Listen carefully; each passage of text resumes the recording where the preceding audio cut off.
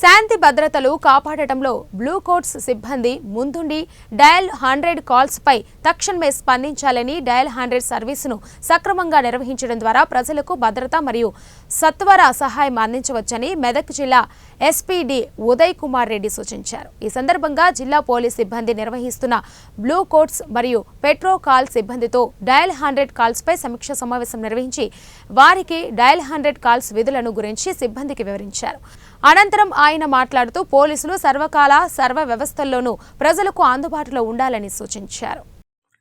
ఈరోజు మా జిల్లా పోలీసులు బీసీలు పెట్రోల్ కార్లు ఎస్హెచ్ఓస్ తర్వాత పోలీస్ స్టేషన్లో ఉండే సెక్షన్ ఇన్ఛార్జ్ కానిస్టేబుల్స్ అందరితోటి మీటింగ్ పెట్టడం జరిగింది.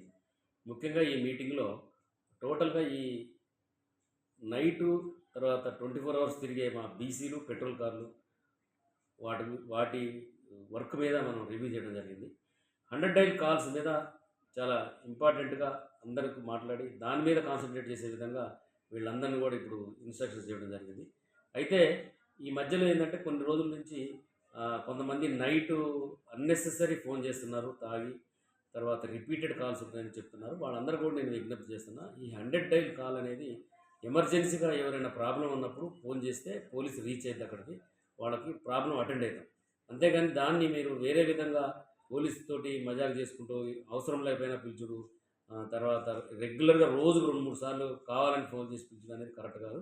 అట్లా చేస్తే మాత్రం వాళ్ళని ఐడెంటిఫై చేసి ఇంటెన్షన్గా చేసిన వాళ్ళ మీద మేము చర్య తీసుకుంటాము.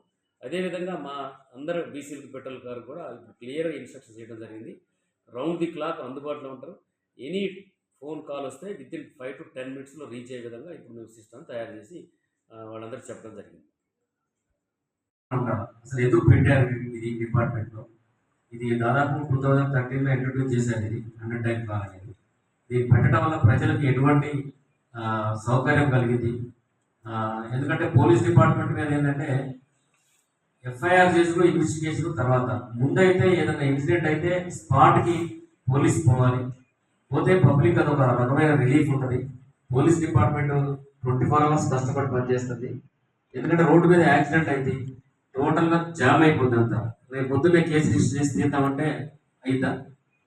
పోలీస్ పోవాల్సిందే స్పాట్లో, దాన్ని తీయాల్సిందే మొత్తము, మళ్ళీ వితిన్ 1 అవర్లో రెస్టోర్ చేయాల్సిందే.